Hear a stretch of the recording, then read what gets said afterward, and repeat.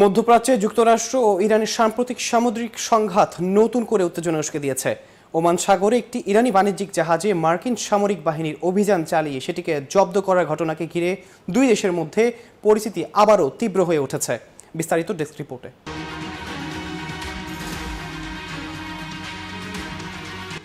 মধ্যপ্রাচ্যে আবারও উত্তেজনা বাড়িয়েছে যুক্তরাষ্ট্র ও ইরানের সাম্প্রতিক সামুদ্রিক সংঘাত।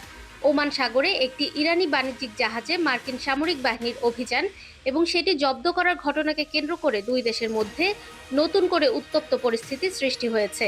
ইতোমধ্যে এ ঘটনার সত্যতা নিশ্চিত করে দ্রুত পাল্টা জবাবের হুঁশিয়ারি দিয়েছে তেহরান। ইরানের আধা সরকারি সংবাদ মাধ্যম তাসনিম নিউজ এজেন্সির বরাতে এক বিবৃতিতে জানায়, ওমান সাগরে চলাচলরত একটি ইরানি বাণিজ্যিক জাহাজে মার্কিন বাহিনী হামলা চালিয়েছে। বিবৃতিতে অভিযোগ করা হয়, যুক্তরাষ্ট্র পূর্ব ঘোষিত যুদ্ধবিরতি লঙ্ঘন করে সামুদ্রিক জলদস্যুতার মতো আচরণ করেছে। ইরানের দাবি অনুযায়ী মার্কিন নৌবাহিনী জাহাজটিতে গুলি চালায় এবং পরে মেরিন সেনা মোতায়েন করে জাহাজটির নিয়ন্ত্রণ নেয়, ফলে এটি কার্যত অচল হয়ে পড়ে। তেহরান আরও জানায়, জাহাজটি সম্পূর্ণভাবে জব্দ করা হয়েছে এবং এতে থাকা নাবিকদের পরিস্থিতি নিয়ে উদ্বেগ প্রকাশ করা হয়েছে। এই ঘটনার তীব্র নিন্দা জানিয়ে ইরান সতর্ক করে বলেছে, তাদের সশস্ত্র বাহিনী দ্রুতই উপযুক্ত জবাব দেবে।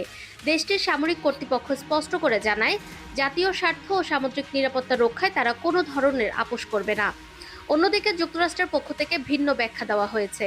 যুক্তরাষ্ট্রের প্রেসিডেন্ট ডোনাল্ড ট্রাম্প নিজের সামাজিক যোগাযোগ মাধ্যম ট্রুথ সোশ্যালে দেওয়া এক পোস্টে জানান, অবরোধ ভেঙে প্রবেশের চেষ্টা করা একটি জাহাজকে মার্কিন নৌবাহিনী আটক করেছে।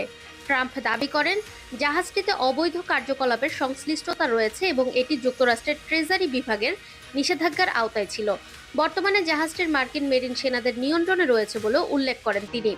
বিশ্লেষকদের মতে, এ ঘটনা মধ্যপ্রাচ্যের সামুদ্রিক নিরাপত্তা পরিস্থিতিকে আরও জটিল করে তুলছে।